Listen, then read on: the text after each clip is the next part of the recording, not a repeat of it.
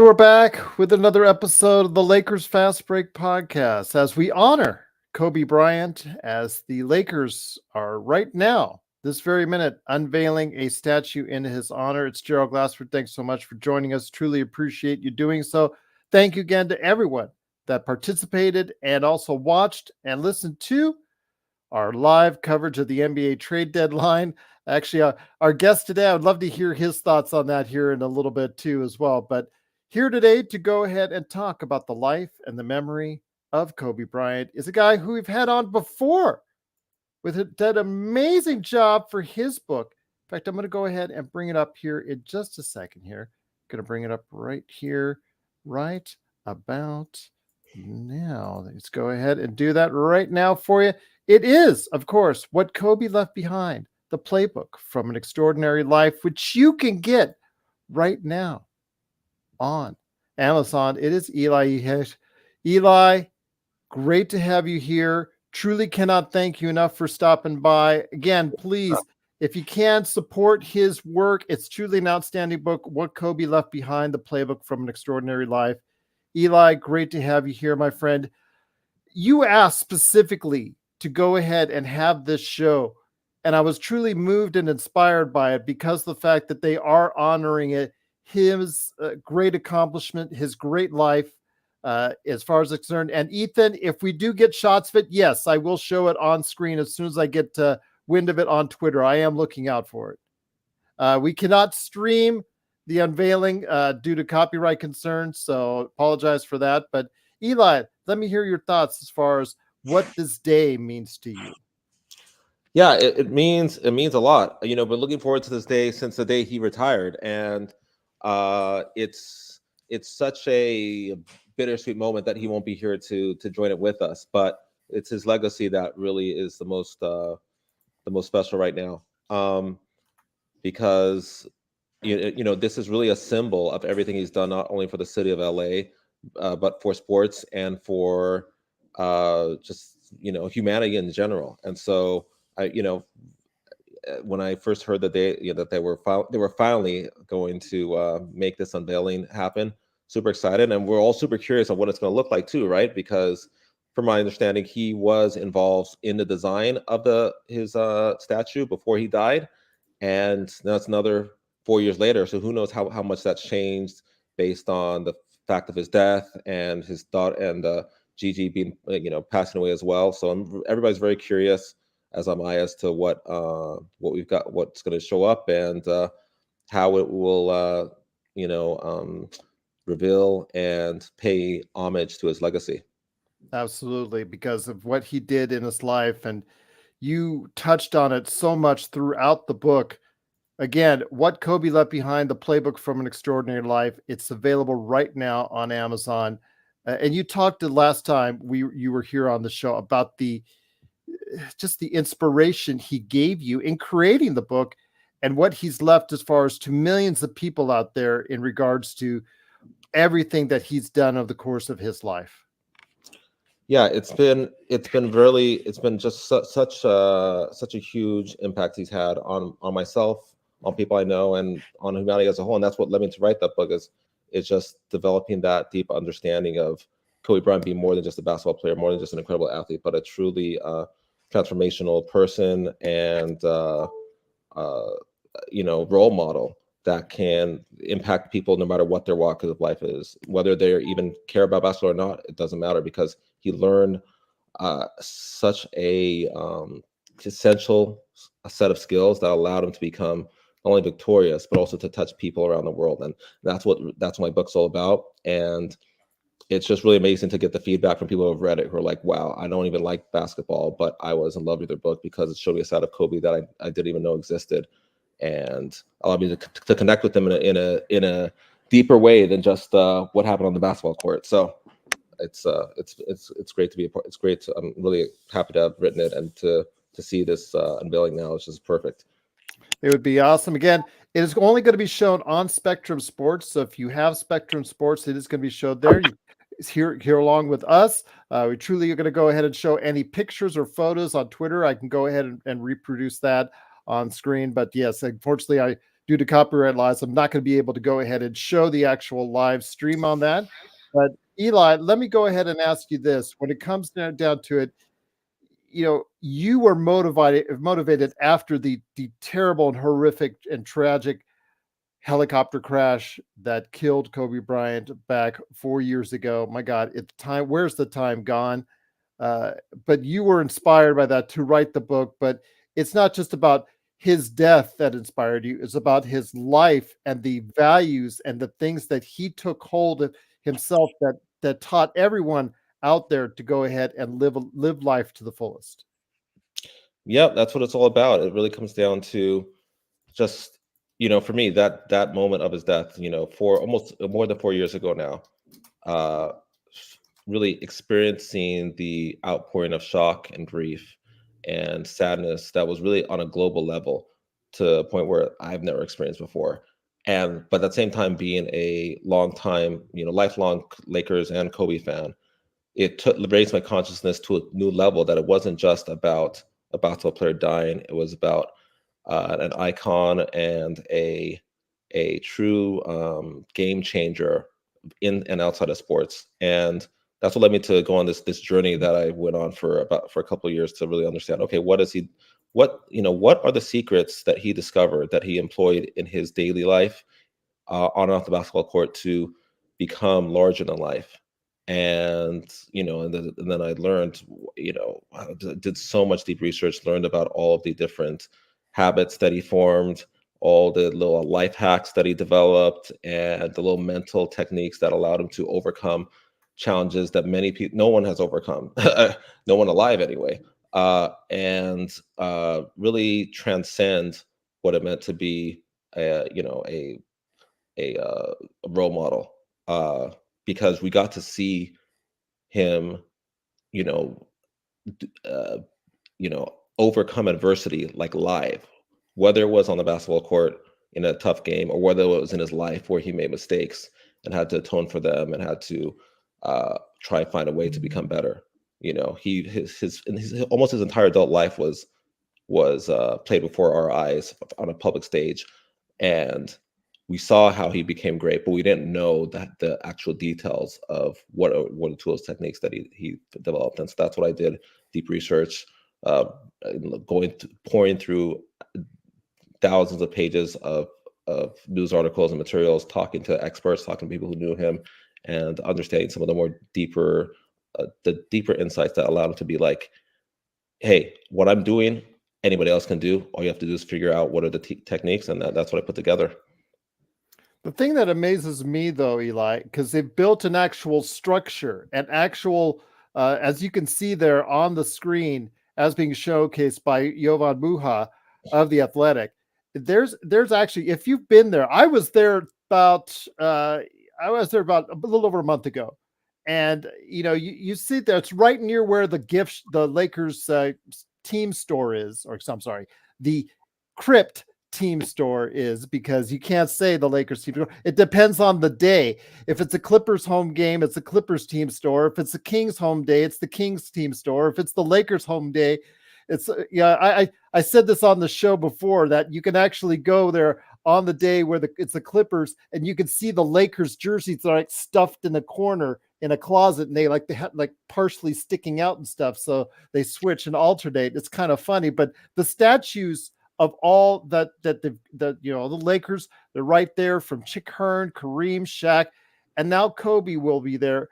What are you expecting to see, or what are you hoping as far as what the statue may look like, and what type of pose do you think God, is most iconic for Kobe that's a Bryant? really hard one. That's a really hard one, because I think there's still the split in my mind is like, is it going to be just Kobe, or is it going to be Kobe and Gigi? And that's what I was saying earlier. It's like That's what I was thinking too. Kobe started work on his statue before he died, which I'm sure was going to be only Kobe, right?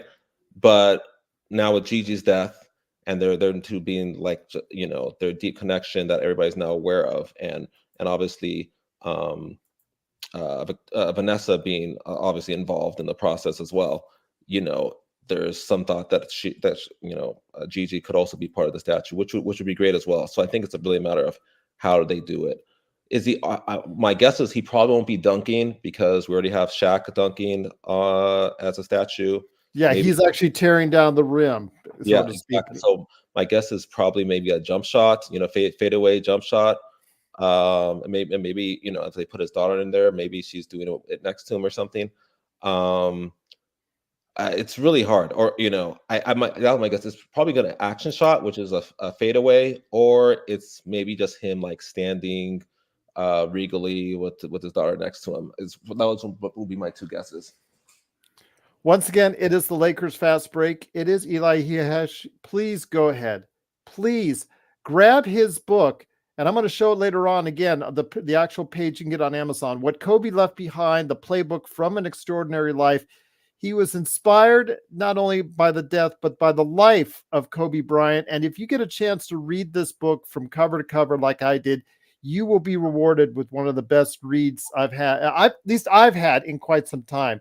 Is actually virtually 5 stars on Amazon, which has got to be a great achievement seeing all the stuff that I see on Amazon.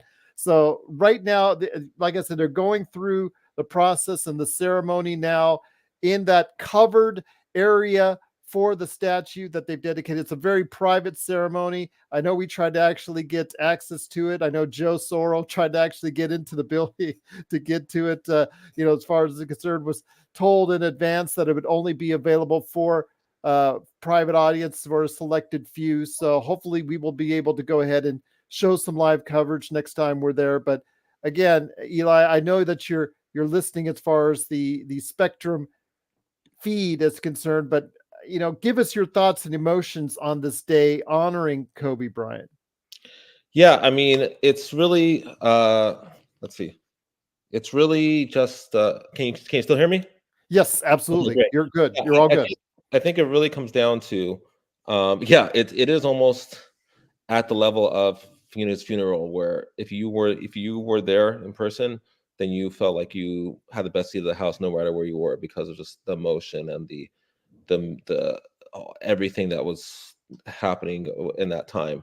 And here it's almost at that level. It's like, just to be there, to be a witness of what's happening, is truly inspirational. And so right now my mind is just all about, hey, yeah, like all the different poses, all the different angles, all its different facial expressions. Which ones is going to show up in that statue is going to be it's going to be interesting to see. And we're just like anxious to figure out what that's going to be like. But then also remembering that Kobe's legacy is more than just a hunk of metal. It's really something that lives on in all of us, if we just figure out how we can take the different breadcrumbs that he left behind, and figure out how they can lead us to our own victories. So in many ways, I'm super excited to see what happens, and just really happy that this will help revive the meaning of his legacy again, for everyone who still misses him, and then also be a standard so anybody who walks by will be like, yeah, okay, Kobe Bryant, yeah, I want to know more about this guy. Eddie, unfortunately, like I said, it's only available right now on the Spectrum Sports app and the Spectrum Sports channel. You're going to have to go see that live. I can only show pictures that are related to on Twitter. Not as soon as the pictures come up for it, I will be glad to go ahead and show it here. But unfortunately, I cannot show the footage due to copyright reasons on YouTube. So I'm interviewing right now. Again, Eli Ihej. He's the author of What Kobe Left Behind, the playbook from an extraordinary life. We're actually getting any pictures from the internet that we can in regards to it. So as soon as they unveil the pictures of it, we'll go ahead and show it, live right here. But the actual feed from Spectrum Sports is only available to Spectrum Sports. The NBA will be showing it later today on NBA TV and their NBA app.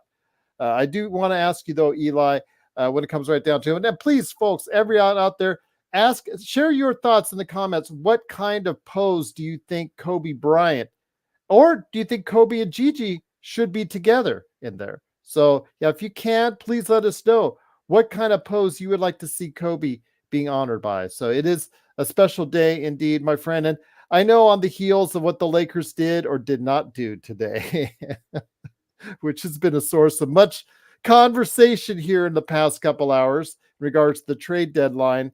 I don't want anything, or do you think anything from that feedback will detract from what is being taken place right now near the crypt in the, of course, the crypto.com arena?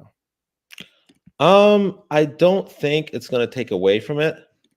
I think that, whatever Lakers are doing right now is kind of, I don't think, well, here's the thing. There wasn't any, while everybody has their favorite, like, how can you say, fantasy, trades that they would want the Lakers to do. There's nothing that was like super hot that everybody thought the Lakers were going to do, and they didn't do it. It wasn't that kind of scenario where the Lakers let down because the trade that everybody thought was going to happen didn't happen. It was more about, hey, the Lakers are kind of a middling team right now. Is there anything they could do? Oh, well, that's actually realistic. Besides, trading picks for some middling talent, and it was like not really. So that's why I don't think that the not doing anything is going to overshadow this event. I think the memories of Kobe Bryant are so big that in this moment and today, that's what everybody's gonna be thinking about. Who's a true Laker fan, not just focused on what's happening this season. Once again, it is Eli Ihej. Please go ahead and support him today on his book, What Kobe Left Behind, the Playbook from an Extraordinary Life. Truly appreciate it if you can. He did a lot of great work on it.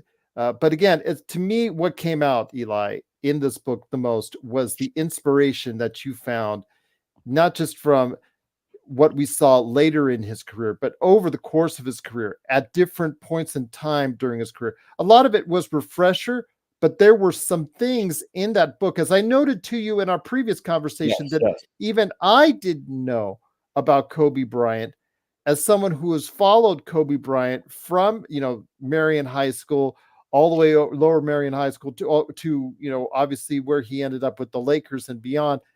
It's seemingly that you found things that there was something that everyone, whether you know Kobe or you don't know Kobe, that you just, the work you did into it and the detail you put into it was truly outstanding.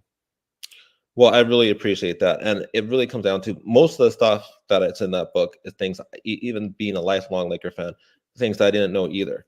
And things that you would not, you have to go like into the far deep corners of the internet to even find.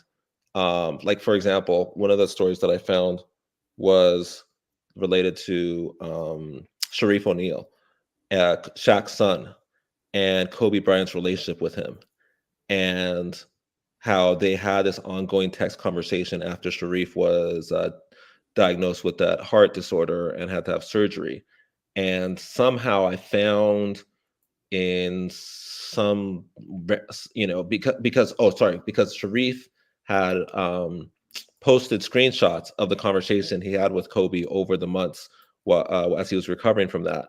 But it's so hard to find those screenshots online. You have to do some deep digging to find where the screenshots were because they weren't on the social media anymore. Once I found them, it really revealed to the extent of Kobe's willingness to care for and support Shaq's son, and just be there for him as he was trying to recover from illness. And then obviously the shock and horror where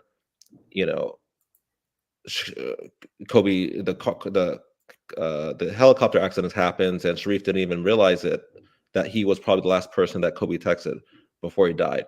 And it's just so it's just one example of like when you really go, like, there's so much that's there on the surface. There's so many Kobe stories that have come out since his death, but there's a ton more that you have to really dig deep to find. And my thought process was like, it's worth it because it really gives such a clear picture and a deeper picture of who he was and how many lives he really touched.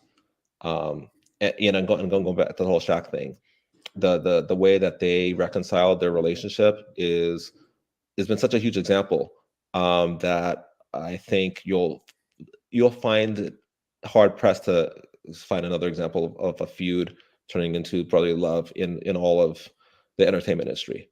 You really will. I mean, you really can't find that. So it's those kind of things that set him apart and that make us want to keep following him, even though he's been gone for 4 years, you know. And make that, and make what you see right there. You see, like, there's standing room only crowd. It looks like, who do we have there? You've got It's Russell Wilson, Ciara, Pau Gasol. Want to make sure that everybody know, again, if you have Spectrum Sports Channel, it's right there. They're the only ones showing it live. The NBA, I believe, will show it later on today, according to Zangerstein, or one of our awesome individuals that work parts here. And also, as well, want to make sure everybody knows, if you have the Spectrum Sports app, I believe it is accessible through that as well. Yes, Kobe's teammates are there. You're seeing them there, as far as a little bit of Phil's that. there too. Yes, Phil's there, and Candace Parker. I think that's she's there too. that's correct. So, yeah. Yes. Yep. Candace Parker, Ciara, Russell Wilson, Pau Gasol. You see, I think you just saw a glimpse of Phil Jackson. Yeah. You're going to probably see Derek Fisher there. Yeah, there's probably a bevy of former teammates that we're going to go ahead and see there. So definitely looking forward to actually seeing the statue itself. It's a great presentation, but it looks like they're still waiting to go ahead and unveil it through a lot of pomp and circumstance. That's always keeping us in wait. But just by the sheer nature of the crowd today watching, Eli, it shows the great interest we still have in Kobe. Tell us, you see this only with a rare number of celebrities, and that's not just because they passed on. We were talking about this on the show the other day in regards to about how Kobe, has become, I don't want to say immortalized, but he's certainly become bigger than life since his passing, similar to what very few elite celebrities, I should say, have done. Tell us about what type of magnetism that he has that has caused this further fervor even today in regards to so many people wanting to watch and see what the Kobe statue looks like. Yeah, well, it goes back to, it's interesting you mentioned the word immortalized, because that was one of the titles of one of my chapters in my book, of Becoming Immortal. And it was really centered around everything he did for other people that was not for his own benefit. And whether it's the hundreds of times he showed up for sick kids as part of the Make-A-Wish Foundation, or all the different NBA stars that he mentored and counseled and trained, or whether it's what he did for Sharif, or what he did for the WNBA, or for young female basketball stars. That's why all these stories kept coming out after his death. People who had never spoken about him in public came out and said, "Oh, hey, Kobe did this for me 8 years ago, or 6 years ago, or 20 years ago, and I wanted to tell my story because now that he's gone, he deserves it." But it's a story he never told, because he was never looking to get accolades from people about I'm a great person. It was all stuff he did just for that person. Those random acts of kindness that have made him immortal, and have brought everybody back to, like, dude, this guy was a next level. And it's actually the kind of role model that I want my kids to follow, despite all the mistakes he made. It's the kind of role model that I want my kids to follow. And that's why we're still seeing this outpouring that, why we see all murals throughout LA and the world of his face, including one that was very controversially argued over, where the owner was threatening to take it down. Yeah, that was very sad. That was, I'm glad it worked out finally in the favor to keep it up. I do want to mention to you, Eli, and everyone out there, the teammates in attendance. I don't know if you can see the tweet real quick by Jovan Buha of The Athletic. I want to give him credit for that. Robert Ory, Meta World Peace, Gary Payton, Jordan Farmar, yes, Lord Larry Nance Jr., Slava Medvedenko, Josh Powell, Magic Johnson, Jamal Wilkes, Michael Thompson, Dwayne Wade, Russell Wilson, Ciara, as we talked about, Candace Parker, as we talked about, Pau Gasol, Lamar Odom, Vladimir Radmanovich, Mark Madsen, Kareem Rush, and DJ Benga. And more and more, I guess, are still coming into the. I wish we could get inside to take a better look at it, my friend. And I know it will be available to the public at a not too distant future, but it just shows you the kind of love and outpouring that they have for Kobe as a teammate, because of all the individual players from all around the world coming from all, after they're retired, after they're gone, they've left the game in many cases, they come back for this one momentous occasion, Eli. Yeah, and I mean it's not like they're all they're doing is seeing a stat. They're all they're doing is seeing a statue, right? There's nothing, particularly significant that's happening there that they can't go see on another day. They can come back anytime they want to see the statue, but they want to be on here on this day because that's how much Kobe meant to them, and that's just a reflection of just the aura that still flows through all of us, anyone who was touched by him one way or another. And it's quite amazing. And yeah, I'm super jealous of everyone who's there. And as am I, my friend, as am I. Yeah, there's Lamar, and you said, I think, did we say yes, D-Wade next to him? Yes. Yeah, And Lamar. Yes. Yeah, exactly. Yes, Yeah. and Lamar Odom as well. So Yeah, there's Jamal Wilkes there in the background. Yes. Oh, okay, got it. Yeah, so I see him. He's right there behind D-Wade. Yeah, I see him. Yeah. Yeah. Yeah, it's basically who's who of LA sports and beyond. Yes, that it is. But I truly cannot thank you enough for being here for this. Again, I'd like to stay on until we actually get a picture of the statue. At least I want to show it to the large public, the grouping that's out here, at least get that kind of response. So I truly appreciate it. If you have to go, but I'd love for you to stay because I can stay a little bit longer because I know usually these things they don't show it at the beginning, they show it at the end, so you have to wait for a bit. Yeah, but exactly. I think it's worth the wait. I think it's worth the wait. Oh, I think you'll like this next shot I'm going to show of you. A lot of people out there are probably not going to be happy with this one, but I am going to show this one here in a second here, and I think everybody knows what I'm talking about if you followed us today. Look who's there.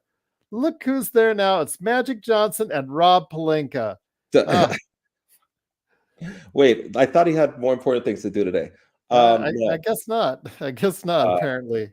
So yeah, he's there. I guess, and they're right next to each other, so it's not like when you're at an awkward party, and like I'm trying to avoid that guy. Oh man, they're right next to each other, so they must have talked at some point in time after they're falling out, so to speak. So I do want to know, when it comes right down to it, Eli, that this is a special day, a momentous occasion. Jerry West is also there, according to Zangerstein. Yes, I wouldn't doubt that he would be. I believe he must be there, right? Yeah, absolutely. He literally works, down the street, or he works in the same building, right? Yes. So. For now, yes, so to speak. But I just want to ask your thoughts on this. When it comes right down to it, this seems like it's been a long time coming, and obviously it feels even more different now that he's passed and he's no longer with us. It just seems like this is probably, what is it, I don't know, I don't want to say the final statue, because we've already had the Hall of Fame, just I don't know what else the city or the Lakers will do to honor him continuously. Is this the last, or do you think they'll do something more? That's a good question. When it comes to the organization or the city, I don't. Yeah, this does feel like it could be a culmination, kind of a natural culmination, because you knew he was going to get a statue eventually. So there's not much more that people are expecting, but who knows? I mean, they've already, they've named a day after him. They've, had all sorts of different memorabilia. His name's on the All-Star Game award. They have a award in WNBA for him. So yeah, I don't know. As far as a organization or a city perspective, that I don't think there's any more we're expecting. I think now it's, I know a lot of people keep talking about, when are we going to have a Kobe Bryant movie or something like that, or Kobe Bryant's or a movie about the Shaq and Kobe Lakers, or a TV series. So there could be something from Hollywood from that perspective. I at least I know some people are interested in that. I don't know what your thoughts are on that. Would you want to see a Kobe movie or Kobe TV series, or what do you think? Let me ask you this. Okay, I don't know if you remember him, but Hank Gathers from Loyola Marymount, if you Okay. remember, you know, he Yes, had yes, he died. Yeah. he died tragically on the court. It was not too long later that somebody tried to cash in and made a TV movie, very poorly made up TV movie, if I remember correctly. Many years, you know, it was actually within a short period of time after his passing. Maybe if you give it some time, maybe you could go ahead and go into, you know, making a full not just a documentary. Your documentary, we will probably see something on Kobe done periodically for the next 20 something years. You know, we'll Yeah. see like every 2 to 5 years, we'll see a documentary on some aspect of Kobe's life. But a movie or a television series, I'd say wait. I'd say Mm. wait, give it some time. Somebody will do it. You'll get initial flack, I'm sure, from the Lakers audience out there, but at some point in time, somebody will do it. Just give it some time. Give us some time to breathe. Maybe like the 10-year mark, and I think then maybe you could approach it from there. I Yeah. just think it would be in good taste, but also talk to the family. What's in good taste to Vanessa as far as that's concerned? Yeah, I totally agree. I'm not. I'm when heard people saying that they'd like to see that, or at least some people, I was like, it's way too early to start thinking about that, and because the wounds are still so fresh, and not only that, it really depends on who's going to do it. It's not just like let's do a movie or let's not do a movie. It's who's going to be behind it. If Vanessa's behind it, then yeah, then I'm all for it. But I think the family and the Lakers would have to like be supporting it and be behind the design of it for me to be like, yeah, it's worth watching, because there's been, I want to make sure that or from my perspective, I would want to watch something that is actually done by the people who know him best, and that is really a holistic view of Kobe, not just like some of the other, TV shows we've seen recently, which are kind of like basically villainizing, Well, people. winning time per se. That's something Yeah. that Kurt mentioned in Yeah. there. If they had actually been renewed for season 2 and then going into the Kobe and Shaq, let's say like it would have been like a season 3 or season 4 in that range, about going to the Kobe Shaq years, would that have been too soon? No, totally. I wouldn't. I think it would be too soon, but I also think I would not trust the makers of Winning Time to do that, to do Kobe and Shaq justice, because I mean, I did having read the book The Three Ring Circus. I For do. Jeff Pearlman, who I've interviewed twice on this show. Sorry, Yes, sorry. from Jeff Pearlman, who Oh, you have interviewed. I've Yeah. interviewed. He's been on the show twice Oh, talking about really? it. Really? Yes. That's awesome. I mean, the book was very entertaining, but it also made him out to be like like worse than A little Hitler. villainous, maybe. It was very. I mean, it was good that in a sense it kind of revealed a lot of the stuff that went behind in the locker room, but it really made everything that he did was like twisted into something bad, and I didn't like that side of it, and so that's like my concern is if something was put out from that angle, then it would basically be like, just let's just talk about all the irredeemable qualities of Kobe Bryant's life and career. And it was interesting. I noticed in the foreword of his book, he mentioned how Kobe Bryant had died as he was getting ready to publish his book, and he kind of almost apologized for what he's gonna be writing in the later sections of the book.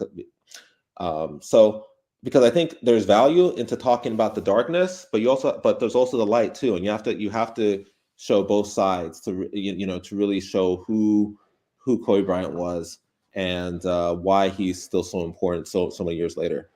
So we'll see. So yeah, if it's done by the Bryants and the Lakers, then in like 10 years, I think that'll be a great memorial and a great reminder to people about who Kobe Bryant is. But it's still I mean, there's still so much. He's still basically still with us, and we don't need to be reminded at this point, because he's still all around us, and we can see right here why he is. I want to ask you this before you leave, and please, you stay on with us as long as you can. Yeah, I know we're yeah, no, still we'll stay. waiting No, for. I mean, I can stay till like for another 15 minutes, and hopefully we'll get something then. But it looks like, did they say a specific time, or they just said like Three, here's the window? they said, "Here's the window, 3 o'clock." So that's what So they so said. so probably it'll probably be sometime after 4 o'clock, which is fine. I'll catch it later. But still good to kind of to reconnect and kind of remember Kobe and why he's more than just some guy that they made a statue about. Well, that's the thing I want to ask you, though. The book itself that you wrote, and I'm going to bring it up here in a second. Once again, What Kobe Left Behind: The Playbook from an Extraordinary Life. You touch on various aspects of his life, not just there with the Lakers, touched on before. You go back and forth. It's almost like it's almost like I was watching kind of like a bio, not necessarily a documentary, but more Mm-hmm. of like I was looking at the screenplay for a bio. There you go. 10 years from now, in good taste, talk to Vanessa. But I was asking, though, as far as just the various points of life where it went back and forth, what part was most fascinating to you? I think the part, well, the part that I really enjoyed, that I think I mentioned this briefly last time I was with you guys, is how he discovered the Black Mamba. Um, in terms of that, it was kind of an epiphany experience that was born out of his own emotional anguish, and because all of everything that I document, everything that I read in the book is based on the actual documented stories. So, for example, you know, Kobe said in our news article, he had a fight with his wife. His wife threw his clothes out the house and basically kicked him out the house. And he had to go to the game on his motorcycle with not knowing if he'd even be able to come back to the house.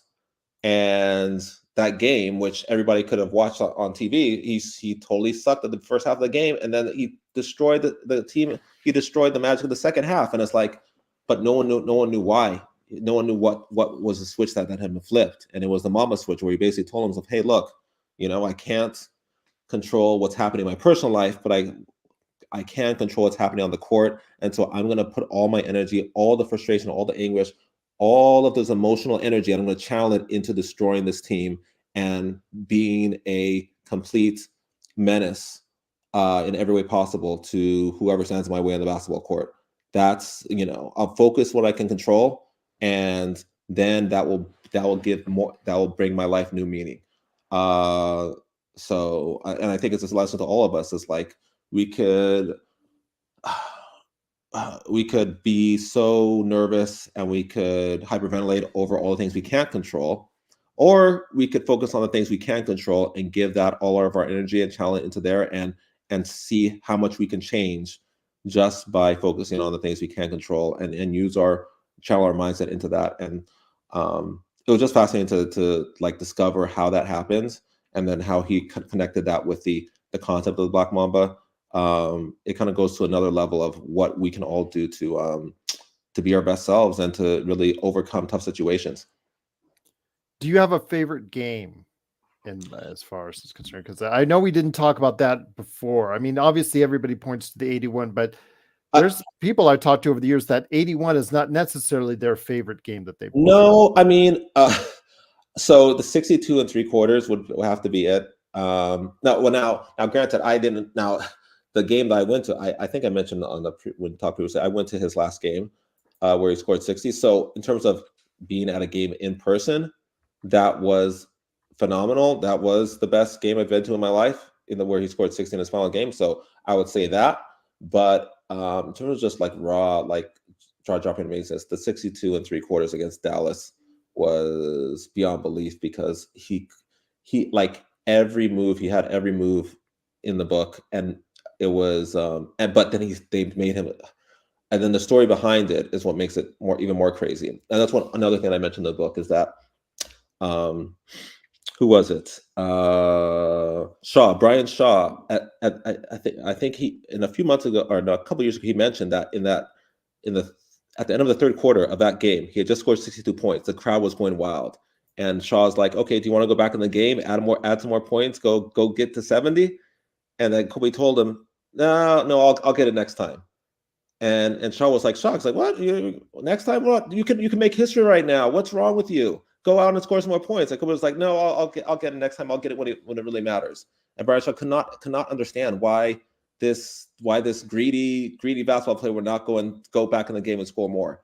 And and then for me, that's what it clicked in my head when I read that story, is that it's because he already knew the future, because he had visualized scoring so many points over and over and over again.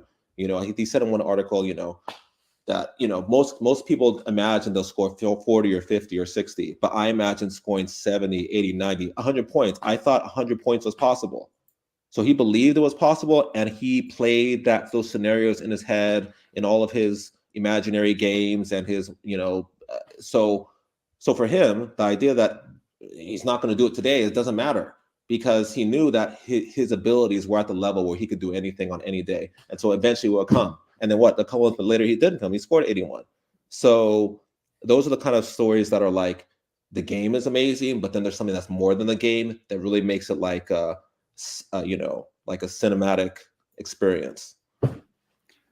Once again, it is the Lakers Fast Break. I'm here with Eli Ihej, who's done an outstanding job with his book. You can get right now on Amazon, What Kobe Left Behind, the Playbook from an Extraordinary Life.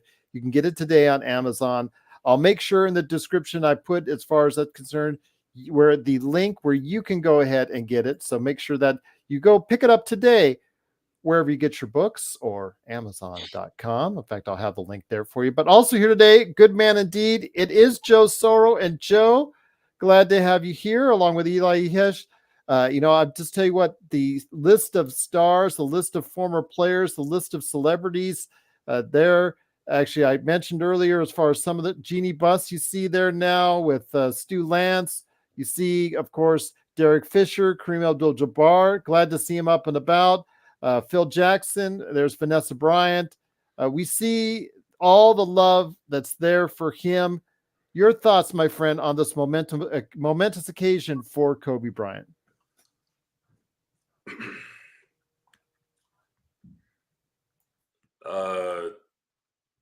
It's tough. It's tough to watch. I'm not gonna lie. There's gonna be some joy when we see the statue, I'm sure, but it's not. It's not. It's not. It's always gonna be empty, because this was supposed to be the day he's the one that was supposed to take that cloth off his statue, and you can see it in Jeannie's face that it is the cliche bittersweet. And we've talked about those who have passed on before on the show, and whether it was family members, whether it's prominent people in public and things like that. Uh, the best way, and I use the example of Steve Van Zandt. He's the guitarist for the E Street band with Springsteen. Played Silvio Dante on The Sopranos, and he said after James Gandolfini passed away, he didn't know how to process it, and he goes, the only way I can process it is if we would go by a year or two not seeing each other, we would just miss each other, and then we would eventually get together. And for him, he kind of imagines that they're just missing each other, that he's still out there. And I kind of have that. Now, I didn't have a relationship with Kobe, although he was in my house for 20 years. The guy was in my house on TV for 20 years, more than that now.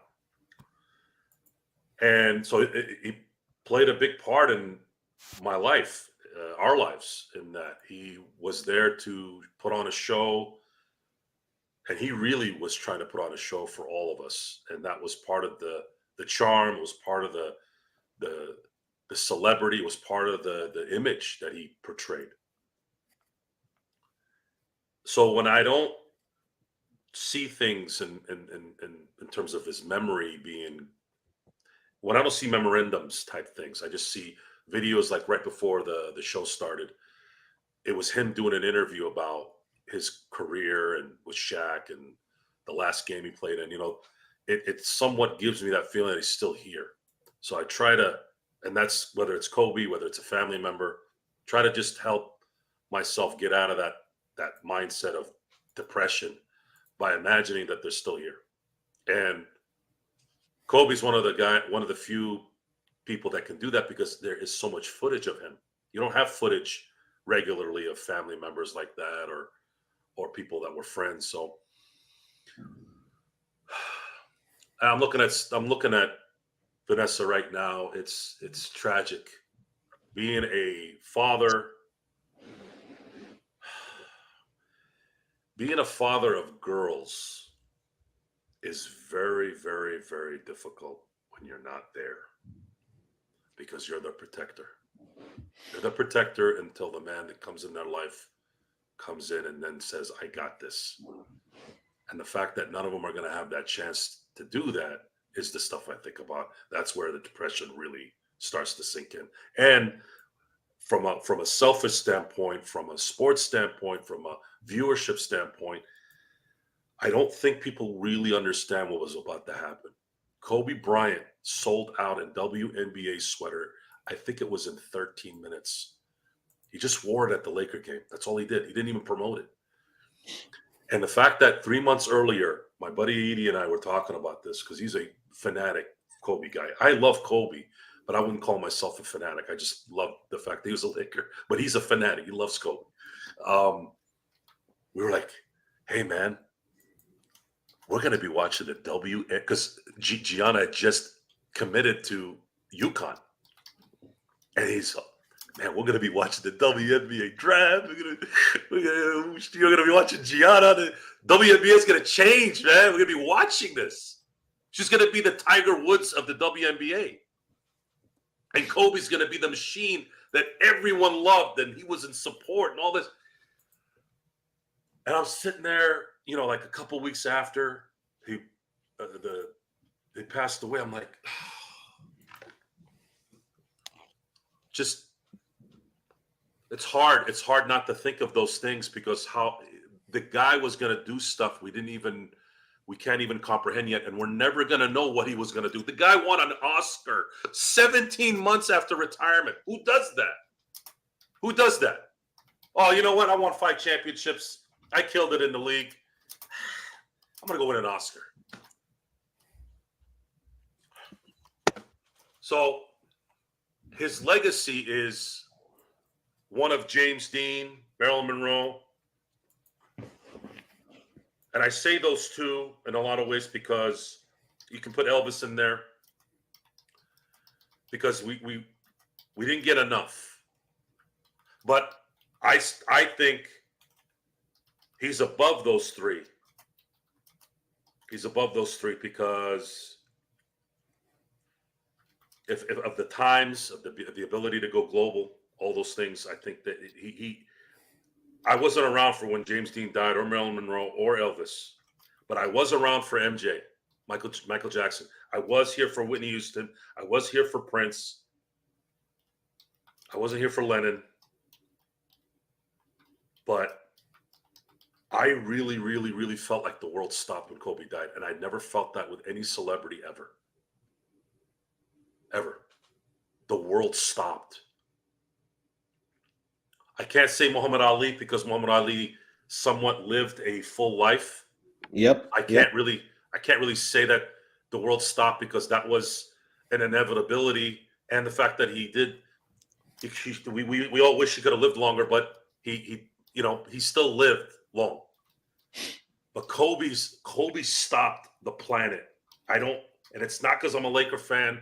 It's not because I'm a Kobe fan. He stopped the planet. Things stopped. People were weird. I got weird in a really sad way. And we have to do it one more time here for the statue unveiling. And then after that, it's a celebration. Yep, it is indeed. Once again, it is the Lakers Fast Break. It is, of course, also as well, Joe Sorrell and Eli Ihej, the author of What Kobe Left Behind, the Playbook from an Extraordinary Life, you can get today on Amazon. Put the link in the description already. It's right there for you. You see Kareem speaking now about the life of Kobe Bryant as he's being immortalized today with a statue. I'm showing the stream off of Twitter, which is available. It is available on YouTube. They've made it available. So I put the link in the description. So I will respect your wishes. If you want to go directly there and get the actual feed with audio, it's right there for you in the comment section. I put the YouTube link there. I'm not going to put out the volume for even more attraction as far as that's concerned. So I'm worried about getting shut down in any second on it. But Eli, again, it is worth the risk because of what Kobe meant to us as a Laker nation, but as a basketball world, Eli. Yeah, no, I mean, you're absolutely right. And what you're saying, Joe, it is really so tough. And like I was just reading on on X, on Twitter, the live comments, people saying who's ready to start bawling out crying. Everybody's ready, because it's one thing if the person's there and taking down their statue, but it's another thing if they're not. And then it's even worse if they were expected to be there and they're not there, which is essentially the case here. Because for every other Laker that's been immortalized, they were there. Well, okay, except for almost every other Laker that's been immortalized, they were there to hold down their own statue. And it's pretty much the same for every sports star in every arena. They're alive to pull down their own statue. And this is the case where he should have been alive and he wasn't. And it's almost like, I don't know, a cheesy reference. It's kind of like, in the Star Wars movie where Han Solo gets frozen in carbonite, but you're never going to be able to unfreeze him. You're never going to be able to unfreeze him. In fact, who was it? This the author of the book, The Alchemist. You're talking about stuff he wanted to do. So one thing, I don't know if you guys know about the author, Paulo Coelho, who wrote that best-selling book, The Alchemist. He was working on a children's book with Kobe when he died, and he basically said that he would delete the draft rather than finish it. And he said, I deleted the draft because it did not make any sense to publish without him. So basically, it's one of the things that we know that is lost because Kobe wasn't there to take it to the finish line. So yeah, so that's why I do feel the sadness that that Joe's talking about. While we try and memorialize him, we're still saddened that he wasn't here to be part of it and to continue doing the next phase of his career, which I think he said, I know he expected the second half of his life was going to be even more legendary than the first, which is crazy to say that, but we already saw it beginning to happen. And so being cut short so suddenly is still tragic. But we move on, and at least from my perspective, is trying to figure out how can we take these lessons and make ourselves better as a tribute to him. So I ask you, Joe, and Eli, I'm going to ask your thoughts on the trade deadline before you head on out, my friend, because I do appreciate you hanging on with us as best you can. Joe, I just want to ask you this. When it comes right down to it, you're seeing the list of stars, the list of former players, everybody who wanted to be a part of this. I can understand why they closed it to the public so that they could go and have this type of ceremony for them. But still, it kind of hurts that they did not allow the public to, at least from a safe distance, to be able to enjoy this moment as well. I'm not surprised that they did this, considering what happened in Chicago a few weeks ago. You always have that one guy that'll jack everything up, calling Genie something or rob something in a situation like this. So I don't really blame them for this. And unfortunately, I was at a Laker parade one time. This was 2001, and public can get pretty stupid. A lot of people doing things in front of children that you shouldn't be doing, and throwing items where you could hurt somebody. And we had to listen to Lawrence Tanter go into he literally said, "Stop this madness," in his Lawrence Tanter voice. Stop this madness. Matter of fact, me and my friends, we still say it just like that whenever we're trying to calm a situation down. So it's something good did come out of it. 20 years later, we still say the same thing. But it was an embarrassment. It's an embarrassment when you have grown adults that turn into complete asshats that should get slapped in the face for being such belligerent morons. So I don't fault them for this. This was probably a smart move. I haven't seen his name listed. I know Bloodhound was asking about Shaq. I have not seen his name listed. Kind of curious on that. So I do know he has a commitment, obviously, with TNT Sports, but I think they would have let him go for this today. So again, I don't know if he's there or not. So again, but is it kind of curious that his name has not been mentioned yet as far as being there on site, Eli? I guess I think I mean, first of all, he stands out like a sore thumb. So I think if he was there, they would have panned to him by now. So my guess he's not. And now the other thing is that they had this was announced months ago. So if he wanted to go, they could have made it. They definitely could have arranged for him to go. Maybe at some level he's like, it's just I can't get emotional again. I can see that. Like, I still remember how hard LeBron took it. He basically couldn't talk for a number of days when Kobe died, and I doubt he's there either. So that's my guess. That if they're not there, and they could have been if they really wanted to, it's because it's just too hard. It's just too hard.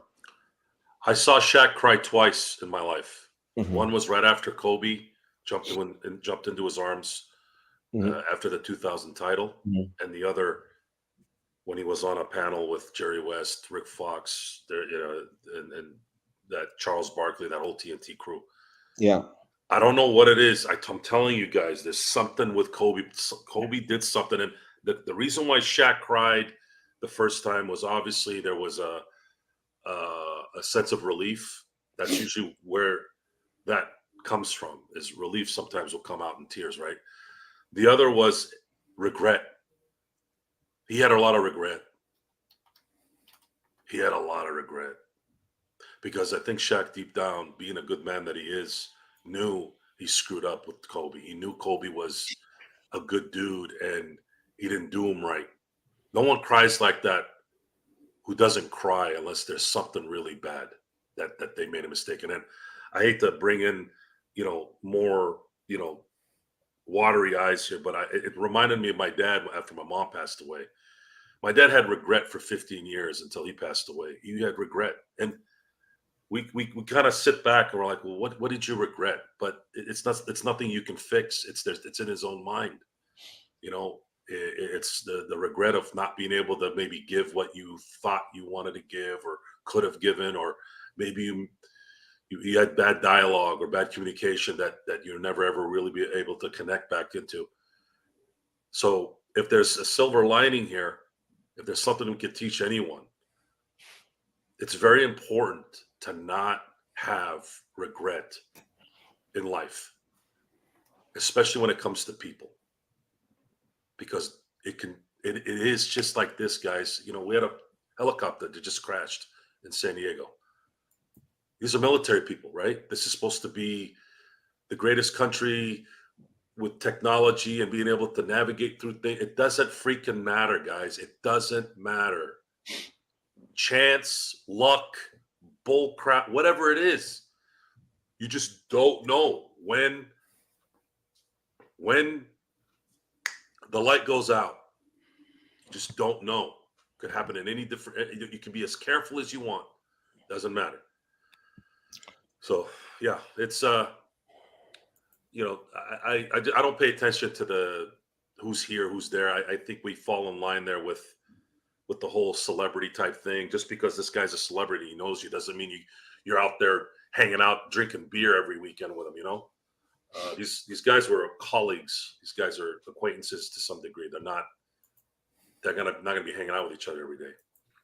Yeah, I have to jump in a minute, but last thing I'll say on what you're saying, Joe, is that Shaq, you could tell. I mean, I remember the tweet that he posted after Kobe's death was confirmed, and he said at the end of the tweet, he said, "I'm sick right now," and it's like to have somebody of that stature, this Superman character who's known for just tearing down basketball rims and destroying his opponents, to just bare his soul to the world and be so vulnerable and so broken. It showed just how much of an impact Kobe had on his life, that that we probably can only see on the surface. So that's why I say I don't know if maybe he could even handle being here, because just how much pain he's been, he's had to deal with before and after Kobe's died.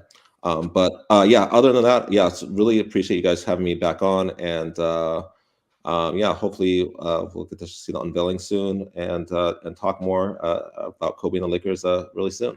And really quick before you go, your thoughts on the lack of movement by the Lakers in the trade deadline? Again, I would say that, yeah, I think they feel like it's better to not make a move than to make a bad move, or that if the Lakers are gonna if they're gonna take care of business, they have to do it on their own. And then they'll also say, hey, look at what the Lakers did last year. They barely snuck into the playoffs, and they got into the Western Conference Finals. So I think they're betting on the second half of the year, the team's going to get it together. If they're meant to go deep in the playoffs, they're going to do it with the team they have right now. Fair enough. Eli Ihej, please go ahead and check out his book, What Kobe Left Behind, the Playbook from an Extraordinary Life. Again, I put the link in the description. There's no excuse why you shouldn't get yourself a copy of it. It's an outstanding book, virtually 5 stars. So many people have read it. So many people have loved it. Eli, continued success, and you are welcome back. Hit me up anytime like you did. Please go ahead and jump on whenever you can, my friend. Will do. All right. Thanks, Gerald. Thanks, Joe. Thank you. Talk soon. Thank you. Take care. Talk to you soon. Thank you. Bye-bye. We're still here. Of course, the Lakers fast break. Joe, we're still going to counting down. Long day for us, I know. We still have got the Lakers against the Nuggets, and then, of course, the nightcap, the post game, all that stuff. So, yeah, absolutely. Truly appreciate Eli contributing his time. This is something he asked if he could do, and I'm so glad we got it done. But, yeah, we're showing it live right here for however long we can. So hopefully we will continue to be able to do so. But Joe, the memories, they just keep flooding back in times like these, don't they? Yeah. It's all you have left, which sucks. I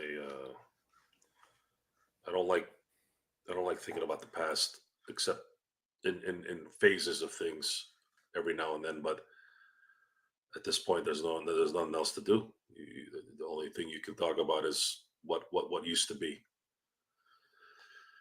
And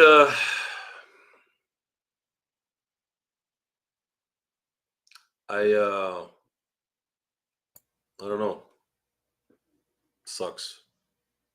I just don't know. I don't know how else to explain it other than it sucks that he's not here. I'm looking at Pal's face. I'm looking at Pal's face, and I look at Lamar Odom's face, and that's how I feel inside. It's just sadness. It's depressing. It's depressing in a lot of ways. So let me ask you this: when you saw, I don't know if I think you had not arrived yet, just before, or maybe you did, and you saw the pictures of Magic and Rob Pelinka coming in virtually together. So it's pretty obvious that they had a chance to go ahead and chat either beforehand or whatnot, or at some time before the ceremony started. Kind of awkward situation, maybe, or have they buried the hatchet and moved on? In all honesty, I don't really give a shit. Okay. I don't really care. It's as far as why those situations came about, is Magic Johnson took on a position and didn't really understand his position very well. He didn't understand that he can't talk about other players without getting in trouble. He didn't understand that he had to work a certain way. This wasn't Magic, the walking billboard. This is Magic as an executive. And I don't think Magic Johnson's ever been other than in basketball. And as far as grinding in his business world, his grinding is being Magic Johnson. He's a special person. His smile, his ability to communicate with people of all shapes and sizes. That's his work. When you ask him to sit and analyze a second round pick out of Villanova, I don't necessarily think that's his strong suit. And the more and more he got away from that, the more and more it upset Rob likely. And that's where those backstabbing comments came from, because Rob Pelinka is a passive aggressive type. You would think he wouldn't be being around Kobe, but he's probably one of those guys that doesn't tell you to your face that, hey, you're not putting in your work. Why? Because maybe it's Magic Johnson. Maybe he doesn't have the balls to tell Magic Johnson that. And people should learn from that. People should learn from that. And doesn't matter if it's Magic, Kobe, Jordan. Barkley doesn't have a relationship with Michael Jordan because Barkley said that MJ has too many yes men around him. And that bothered Michael. And Charles hit a nerve and therefore hit a target. That means it's likely true. And we talk about this all the time on the show. Just stop being a workaround type. Tell the damn person what's going on. I know it's difficult, but grown adults need to be more truthful to each other. The communication needs to be better. Then you don't have these stupid high school type situations going on. And we've dealt with something similar to this, Gerald, recently. You know what I'm talking about. Yeah. And it makes things much better when it's up front. It doesn't linger, turn into a malignant cancer. You cut it out right away. Yeah, initially it hurts. Yeah, initially there's some banter, but it's quicker in terms of the scar will heal, or the cut will heal. The sewn up, infected cut will heal much quicker if you get it done right away. It'd be so fun though if just all of us in the chat and you and I were just sitting like in a couple rows, like in the back. Like we would try to be respectful as we can, but Kurt, SD Hydro, they SD would probably whisper over. He'd lean over to Zangerside and say, "Fire Rob should go up right now and fire Darvin Ham in front of everybody and hire Phil Jackson." And that is why they didn't invite you. That's why they wanted a closed, of course, environment, folks. As some of you don't know the difference between when and when not. I do want to go in and honor one of the classiest individuals I have seen, Vanessa, handling this as best she can, his memory and legacy as best as she can. I do want to say that I have great admiration and respect for her and how she's handled this whole thing from, the start of his career to where we are today. And I have to give her a ton of credit for being able to handle so much through it all, the highs and definitely the lows. The lows have been really rough. I know for her and her family, especially, with Colorado. And then, of course, obviously the terrible tragedy with the helicopter crash and all that, and what happened after, or the lawsuit that she had to file against the Los Angeles Police Department. So yeah, throughout it all, I think she's handled everything with grace and intelligence and style and class. And, I think she really gets a lot of props for that, Joe. Yeah, it's a lesson in understanding that fame and money and glory doesn't really fix death and living type things and betrayal. So I'm going to quote Vanessa Bryant, who just said right now, she said, "For the record, as Z indicated, Kobe picked the pose you're about to see. So anyone who has issues with it, tough shit." And yes, I did drop the S-bomb on this show. Who would have a problem with the statue? It's 2024, Joe. They have a problem when we're right on the trade deadline. Yeah, but the problem with that is giving it attention and letting it affect you. And by the way, most of those people they're bots, or they're there to mess things up, and it's likely not from here, by the way. Again, we truly appreciate everyone that's hung out with us. I wasn't sure if I was going to be able to show a feed, but YouTube has kept me on the air, and I'm thanking them for that. So thank you for allowing me to go ahead and show the Twitch stream. Excuse me, not the Twitch stream, the Twitter stream of the Kobe Bryant unveiling ceremony. So you're all watching it in real time as we are. And again, Vanessa Bryant is announcing it at this time. So we are hopeful to see the actual unveiling of the statue itself. I know there's a little bit more that she has to say, and I'll obviously respect all the things that she wants to say in regards to this. So Phil's looking good, actually. Who told you to shut up, Tyrone, in regards to a buyout? That's not fair. That's not nice, Tyrone. I'm sorry that happened to you, Tyrone. That's because you've been a great part of what we do. Who the hell told you to shut up? Yeah. Tyrone, don't stand for that, Tyrone. Yeah, man. Don't. Yeah. Just stupid. No Yeah. one should. Yeah, this. I mean, the word is already coming around that Spencer Dinwiddie's going to LA. He's one of the LA is one of the favorites for Spencer Dinwiddie. Yes, at this point in time, reported by Adrian Wojnarowski and others out there.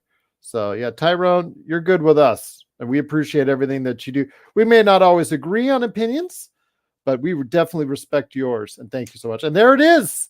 There it is right there. There it is. The unveiling of the statue itself, Joe. I'm going to go ahead and full screen it. We all knew this was what it was going to be. We knew it was going to be the one finger after he got subbed in the 81-point game. The only thing is, I noticed, I remember him putting his head down when he did it. I think that would have been kind of cool. So there you go.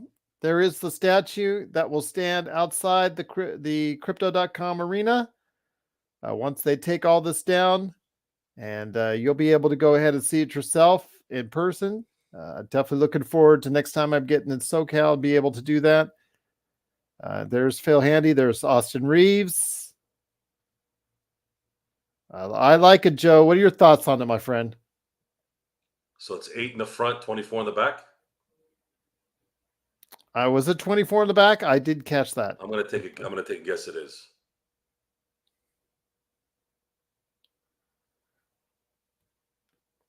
All right. Well, you're seeing it live as we're seeing it. It is the Kobe statue unveiling. Definitely great to have him, immortalized in such a fashion. No GG though. The M24, no GG, unfortunately.